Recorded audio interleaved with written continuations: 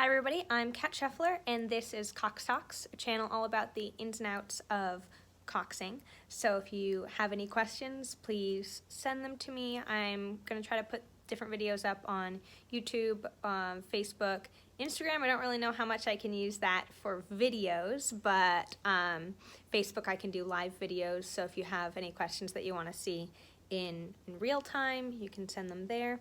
But this video today we're going to focus on basic steering. So if you're in your first couple weeks or even first couple months and you want to work on some steering techniques, that's what we're going to talk about today. So the first thing that you need to know, I'm going to focus primarily on steering in an 8, for example. Steering in a 4 is all going to be basically the same thing, just the little adjustments of seat numbers. 4s usually steer a little bit faster than 8s, and the rudder, instead of being strings, is going to be like a little joystick. So other than that, it's all the same stuff, but I'm going to focus on an 8.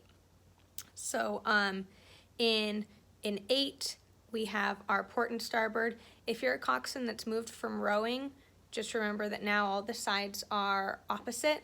So what used to be your starboard is now your port, because you're facing the opposite direction. So from a coxswain point of view, port is on the left and starboard is on the right.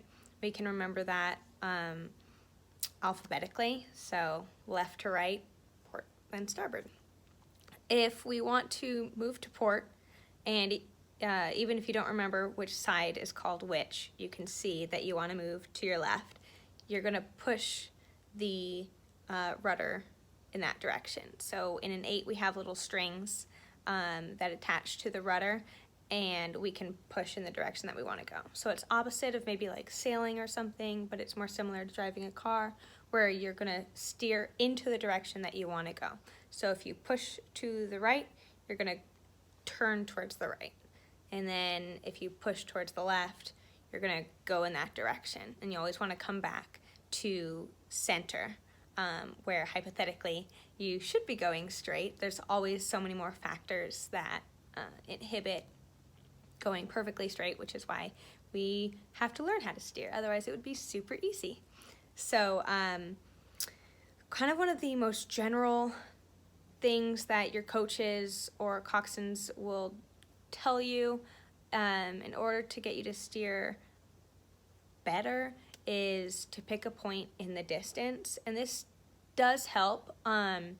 So if you're steering, you have to look over all the heads of your rowers. You're going to look off in the distance, probably something on shore that you can pick to steer towards, and it might be a really big tree, or it might be a tall building or something like that that you can kind of point towards. Maybe it's a bridge and you can say, I'm going to head towards that left side of the bridge, and that should keep you straight, because then you can see when your point starts to move, and if you're not heading towards it, you can come back to it.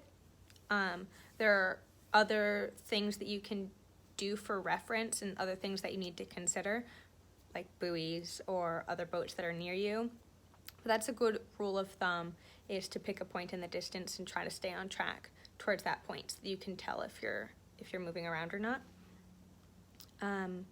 So different things that we can do for your first course of action is always going to be the rudder. But understand that the rudder can only do so much, especially in the beginning of season. If you're learning to cox right now, your rowers are also learning how to row, which means that you're probably going really slowly. So you're doing partial boat, maybe you're only rowing by pairs or by 4s, and you might be doing a lot of pauses, you might be doing a lot of just arms and body, slow strokes, which means you're not going very fast.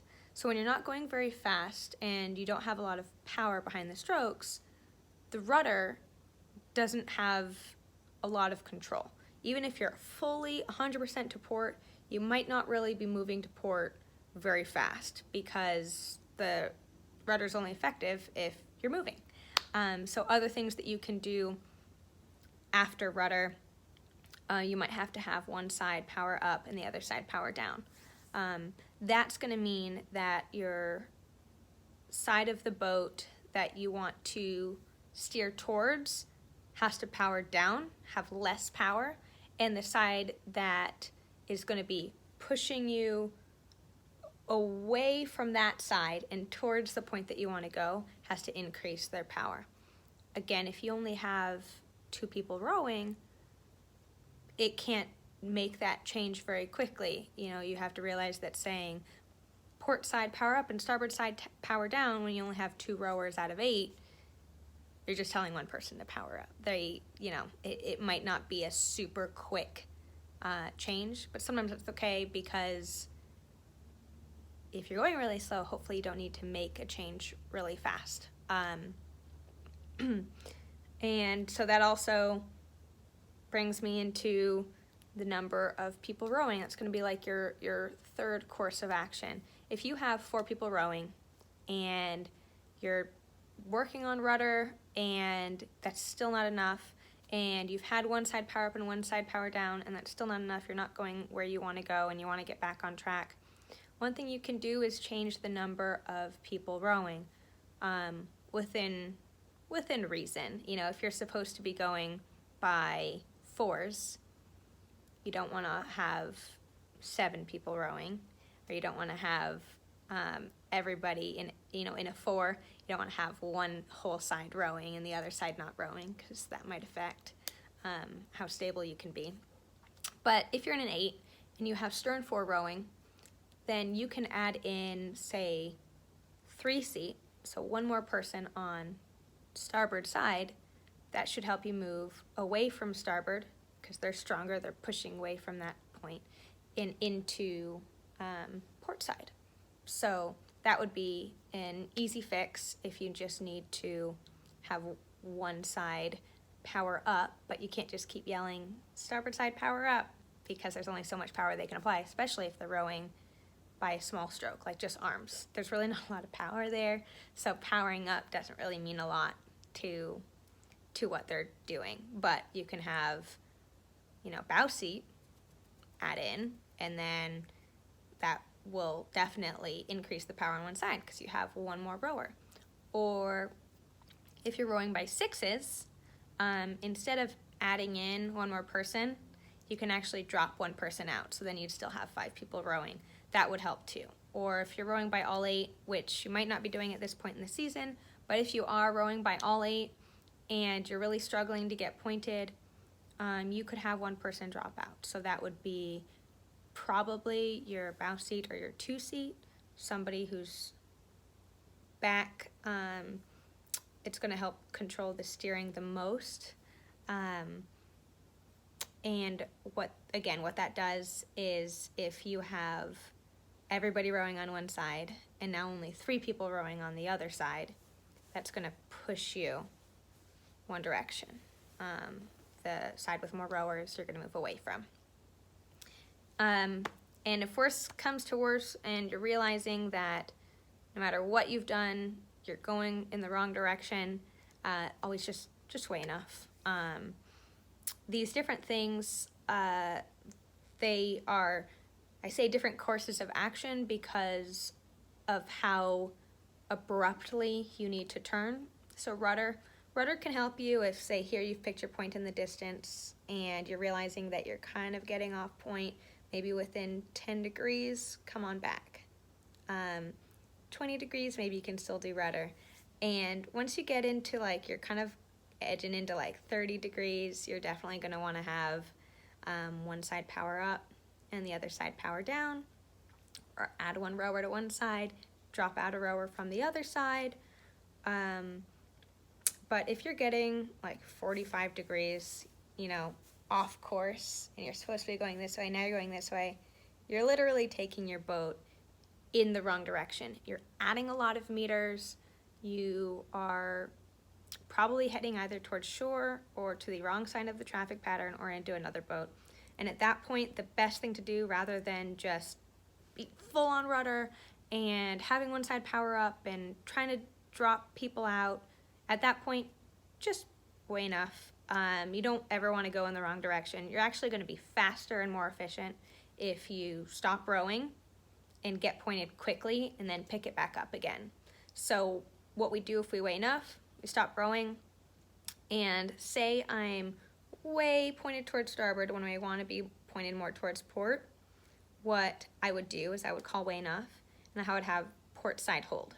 If you have people hold on the side that you want to turn towards, that is the direction that you're gonna go. So if I have port side hold, my boat will turn to port, and it can turn anywhere from 10 to 45 degrees depending on how long they hold water for and how fast you are going. So that's really the only thing you'll need to do. You don't have to try to spin the boat or really have people row. You can probably just hold water, and it'll get you pointed enough that you can just start rowing again. If anything, you could have port side hold, and one person, your bow seat, take like 1 or 2 strokes, and then you should be pointed enough to get going again. Be aware before you pick up and start rowing again that you don't have a buoy in front of you. You don't have other boats coming towards you, so that's really important to check behind you, because if you've been going this way, another boat's coming like this, and then all of a sudden you're now like this, at some point you're gonna either run into them, or they're gonna have to change their course, or you're just gonna cut them off and be right in front of them. So just be aware of where other boats are before you pick it back up again. Otherwise, as fast as you can. Your coach doesn't want you guys to weigh enough and sit there for a minute while you get your point. Just weigh enough, port side hold, same 4, sit ready, row. Just go as fast as you can. You should be now almost where you need to be pointed, and then you can make small adjustments with rudder from there. Let's see, so we talked about picking your point. So let's talk about how you can affect your steering before you even start rowing. So we kind of went over that with if you have to stop in the middle of a piece, but before you ever even start, things you want to do is pick your point and or know where you're going. So understanding that even if you struggle to pick a point in the distance, you kind of want to know that, like, okay, so the channel goes like this, and I want to be in the middle of the channel. So that's basically the same thing as picking a point in the distance. So having a good point is first and foremost before you start rowing. If you are tilted even just a little bit, even just 5 degrees, you're going to be going the wrong way. You're going to be moving away from the other boats, or you're going to be heading towards the other boats, or you're going to end up doing this, which can get more and more and more, right? That's that S-curve, that fishtailing. That's probably what brought you to this video right now. So find a good point to start. It's going to help you out a lot. That way, when you start moving a little bit this way or a little bit that way, you can try to do just minor changes in the beginning with rudder. And that should hopefully keep you pointed. Remember that when you're going with rudder, you actually want to do as small of changes as possible and see if that works before going all to port or all to starboard. Because if you go all to starboard and then you come back, or you never come back, sometimes I've seen coxswains do that, where they go all to starboard until they're pointed towards starboard. Now they have to go all to port, and then they don't ever come back to center. And then they realize that they're doing this the whole time. The other things that we have to be aware of before we start rowing are things like wind. So know that even if you have the perfect point and all of your rowers are rowing perfectly, if the wind is really strong this way, your boat's also going to go this way. So you want to kind of understand the wind, and generally you would point a little bit into it. You don't have to worry about that so much now, but do take that into account, especially if you're rowing slowly, if you're rowing by 4s, or if you're rowing just arms and body only. That's going to push you a lot, and then you might end up really close to land. So before you get too close to land, you're going to have to do things like rudder, or having that side power up, or having one more rower on that side row. And of course, the power per side. This is something that a lot of rowers don't understand about steering, is that how hard they are rowing affects your steering, both in what we already talked about, the whole speed of the boat, but also if you have one side pulling more powerfully than the other, because especially early in season, people don't really know their own power and strength, then you're gonna turn. So when you're switching pairs throughout the boat, just kind of notice that might affect your steering and try to compensate quickly. And the speed of the boat also affects your steering, which we already kind of talked about a little bit. If you're going really fast, you're gonna go straighter than if you are going really slowly, because all of those factors, the wind, your rudder, your power per side, it's like it becomes magnified in your inability to hold a correct point. And that's totally okay. If you're rowing just by pairs, it's totally okay just to have bow seat take like 2 strokes while you're going. You don't have to weigh enough. You know, if stern 4 is just doing half slide rowing right now, it's totally okay if, you know, you're like, bow seat, can you take 1 stroke right now? Cool. Then they can drop back out and you'll have a better point. Okay, so all of those things being said, some other really, really, really crucial points about steering that we need to understand is, number 1, that when you're steering with rudder, it takes about 3 strokes for what you've done to come into effect. So that's a huge reason why a lot of coxswains, especially in the beginning, overcorrect, because you don't realize that, you know, you're going this way and you want to be going a little bit that way, and so you steer that way and you don't turn quickly enough because it takes time. It's going to take 3 strokes or 100 meters for that turn to take full effect. So usually instead of just keeping that small change, we go full to starboard, and that's gonna take you further. Also, maybe you're steering and you totally did it perfectly and you're like, great, now I have a perfect point and I'm gonna come back to center and bring back to exactly where I want to be to stay straight. You're gonna keep turning for 3 strokes, because that change that you made going back straight isn't going to take full effect for another 3 strokes. And I say 3, that's going to be a little bit different depending on how fast you're going and all of that, right? But, you know, the gist is that it's going to take 50 to 100 meters in front of you for that to happen. So we also want to plan ahead. Rather than saying, oh man, I need to turn right now, we want to be thinking, am I going to need to turn up there? So we talked about going straight, but what about when there's a buoy that you need to round?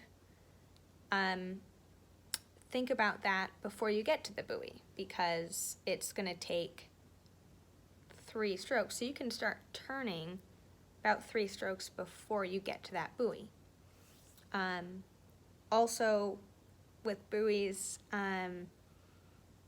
the best way to go about turning around a buoy is going to be to take it wide, because you can see almost, I can just envision if I'm right next to a buoy, here's a buoy and here's the boat, and I'm thinking, okay, I'm going to start turning 3 strokes before the buoy.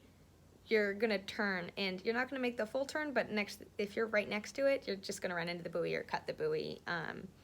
And so then if you're right next to the buoy, you can't turn at all until you've cleared the buoy.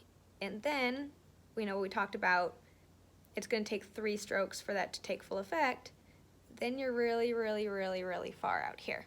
So it would be better if here's your buoy to stay wide. That way, when you're way out here, you can start turning before you've even gotten to the buoy. You can start your turn, and that's going to take you more like this, which will take you just around the buoy, and then hopefully at some point you'll be more straight in the other direction.